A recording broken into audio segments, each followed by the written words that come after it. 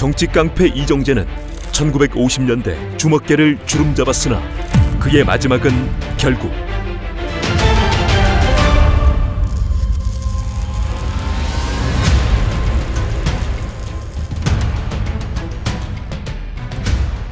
일제강점기였던 1917년 경기도 이천 출생인 이정재는 어린 시절 지역의 씨름 대회에서 황소를 10마리나 타낼 만큼의 씨름 왕이었고 부유한 아버지의 지원으로 휘먼 고등보통학교를 졸업했던 당시 주먹계에서는 꽤나 고학력의 인물이었다.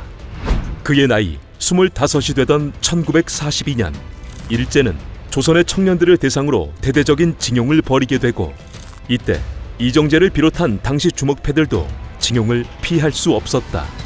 상황이 이렇게 되자 김두한은 주먹패들을 모아 징용을 피할 목적으로 반도의용 정신대를 만들게 되고 그곳에서 총무로 일하게 된 이정재는 그때 김두한과 인연을 맺게 되는데 언론에 전해진 실제 김두한의 육성으로 당시 이정재가 어떠했는지를 알 수 있었다. 이 이정재 동지로 말할 것 같으면 이건 순전히 내가 출세시켜준 사람이다 이 말이야. 그 일정 때문에 집에 그 반도용 정신대라고 진영한다고 그런 거 있잖아요. 이 수천 명 가운데에서 저는 중학교 출신이라면 전 그 사람 하나 있어요.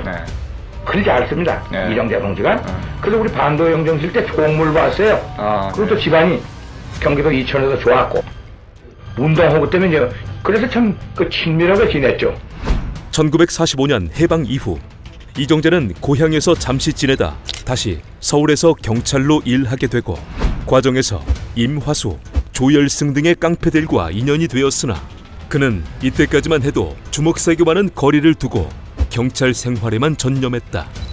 그러나 1949년 반민특위 해산으로 친일 경찰을 숙청하려는 자신의 뜻을 이룰 수 없게 되자 그는 경찰을 그만두고 동대문에서 비단 등을 팔며 세월을 보냈는데 그러던 1950년 6월 북한은 동족상잔의 비극 6.25를 일으켰다. 6.25 발발 이후 피난을 가지 못해 서울에 남게 된 그는 과거 경찰 경력이 문제가 되어 북한군에게 붙잡히게 되고 이때 그는 생사의 위기에 처하지만 훗날 매제가 되는 김기홍의 도움으로 간신히 살아남아 부산으로 피난을 떠났다. 그렇게 부산으로 온 이정재가 군수물자를 팔며 지내던 1951년의 어느 날 그는 부산 지역의 깡패들과 시비가 붙었고 이때 우연히 시라소니에게 도움을 받게 되는데 이 일로 훗날 악연이 되는 두 사람의 사이가 깊어지게 된다. 1952년 한국전쟁 말기 부산에 있던 그에게 임화수 등의 깡패들은 권력은 돈에서 나온다며 새로운 조직을 만들자고 제안했고 이정재는 처음에는 거절했으나 결국 조직 결성을 마음먹게 되는데 이것이 동대문파의 시작이었다. 6.25가 막을 내린 1953년 서울로 돌아온 이정재는 동대문 상인연합회장에 취임하게 되고 이때 그는 과거 깡패들이 상인들에게 돈을 빼앗고 행패를 부리는 것과는 달리 상인들을 보호하고 불편한 점을 해결해 주었으며 이로 인해 상인들의 마음을 얻게 되었다.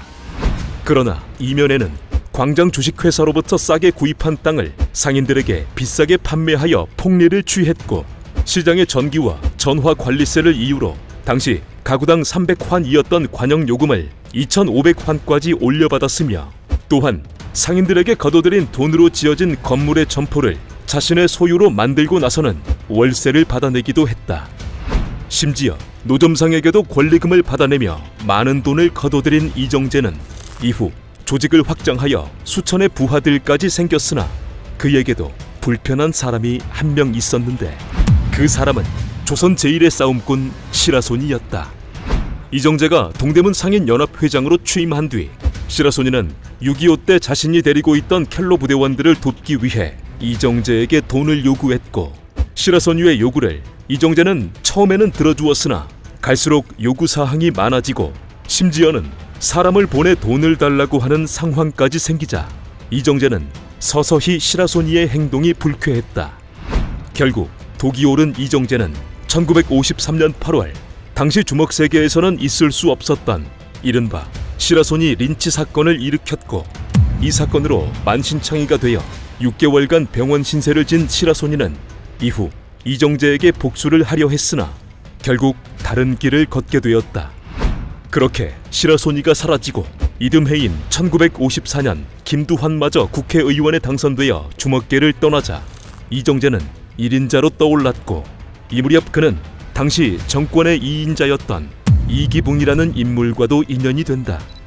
이기붕이라는 인물은 당시 정권의 2인자이긴 했으나 조직도 배후 세력도 없는 인물이었기에 자신을 뒷받침해줄 세력으로 이정재와 인연을 맺은 것이었고, 그렇게 권력과 결탁한 뒤 자유당의 감찰부 차장이 된 이정재는 이후 이기붕을 아버지라 부르며 극진히 모셨다. 매주 금요일 오전이면 이기붕을 찾아 "아버님, 한 주 평안하셨습니까?" 라는 인사를 올렸던 이정재는 조직원들을 풀어 이기붕의 권력이 유지될 수 있도록 4.4 5.입 개헌 국회 방청객 난동, 자유당 창당 동지 간담 회장 난입, 그리고 야당 의원들의 집회를 수차례나 방해하는 정치적 사건들에 개입했다. 또한 이 외에도 그는 자신의 정치적 악행을 폭로한 부하 김동진에게 총을 겨눈 이른바 단성사 저격 사건의 배후에 있었으나 그에게는 이기붕이라는 뒷배와 고향 후배이자 당시 경무대 경찰서장인 곽영주의 비호가 있었기에 어떠한 사건에서도 처벌받지 않았고, 이러한 정치 깡패들의 존재를 국민들은 알지 못했다.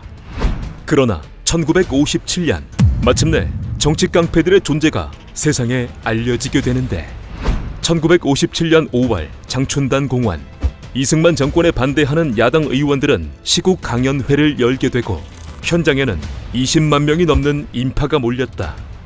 그런데 조병옥이 연설을 하려는 순간 갑자기 현장에 투입된 정치 깡패 천여 명은 "저놈 없애버려" 라는 말과 함께 연단으로 뛰어올라 불을 지르는 난동을 부렸고, 사건 이후 이정재의 부하 유지광, 이석재 등이 찍힌 사진이 신문을 통해 세상에 알려졌으며 이로 인해 여론은 들끓기 시작했다. 그렇게 정치 깡패들의 정체가 드러났으니 그들을 잡으면 될 일이었으나 경찰은 그들을 잡는 데 소극적이었고, 이후 여론을 잠재우기 위한 시범 케이스로 유지광을 잡아놓았으나 그것만으로는 여론이 진정되질 않았고, 그러자 경찰은 당시 주먹들의 계보를 공개했다.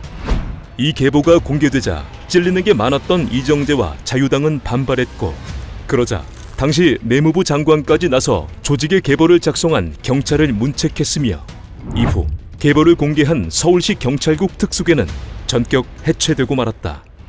이렇듯 권력을 등에 업은 이정재는 이 무렵 정치도 별게 아니라는 생각을 하게 되고 결국 자신이 직접 정치를 해보겠다는 헛된 꿈을 꾸게 되는데, 당시 그의 부하였던 낙화유수의 말에 따르면 60대 정도가 되면 자신이 대통령도 할 수 있을 거라는 말을 했다고 한다. 그렇게 정치를 꿈꾼 이정재는 1958년 제4대 총선에서 고향 이천에서의 출마를 목표로 자유당 이천군당 위원장에 취임했고, 그때부터 민심을 얻기 위한 치밀한 작업을 시작했다. 그는 지역의 경조사에 빠짐없이 참석하고 면장들에게는 자전거를 한 대씩 사주는가 하면 살림이 어려운 어르신들에게는 환갑잔치를 열어주었고, 또한 아이들에게는 고무줄을 나눠주며 마치 서동요처럼 "이번에는 이정재를 뽑아요라는 가사의 노래를 부르게도 했다. 그렇게 민심을 다져온 이정재는 당선을 확신했으나 그는 자신이 아버지로 모셔온 이기붕에게 뒤통수를 맞게 되는데, 그 이유는 1958년 총선을 앞두고 이기붕은 서울 서대문구에서 출마하려 했으나 여러 정황상 당선이 불확실해지자 결국 당선 가능성이 높은 이천으로 지역구를 옮기려 했던 것이었다. 이기붕의 이러한 결정에 그는 강하게 반발해 보았으나 조직을 날려버리겠다고 이기붕이 경고하자 결국 이정재는 출마 포기각서를 쓰고 이천을 넘겨주어야 했다. 그렇게 뒤통수를 맞은 뒤 이정재는 북악산 쪽에 집을 지어 야인으로 살아갔고, 이정재의 빈자리는 그의 오랜 동생 임화수가 차지하여 정치 깡패 짓을 이어갔으나 결국 이승만 정권은 1960년 3.15 부정선거가 도화선이 된 4.19 혁명으로 무너지고 말았다. 이승만 정권이 막을 내리며 야인으로 살던 이정재는 2차례 구속된 적이 있었으나 모두 가벼운 형량으로 풀려났고, 어수선한 정국이 이어지던 그 무렵 대한민국에는 또 다른 세력이 나타나게 된다. 1961년 5월 16일 새벽, 박정희를 비롯한 군인들은 5.16 군사정변을 일으켜 정권을 장악했고, 직후 군부 세력은 군사정변의 정당성을 보여주기 위해 사회 정화 사업을 벌이게 되는데, 그중 대표적인 것이 이정재를 비롯한 정치 깡패들, 범죄자들을 처벌하는 것이었다. 그리하여 다시 붙잡힌 이정재는 1961년 5월 21일 함께 붙잡힌 범죄자들의 맨 앞에서 "나는 깡패입니다. 국민의 심판을 받겠습니다라는 플랜카드를 메고 서울 시내를 돌았다. 이후 혁명재판에 넘겨진 이정재는 법정 최고형을 선고받았고, 1961년 10월 19일 44살의 그는 형장의 이슬로 사라졌다.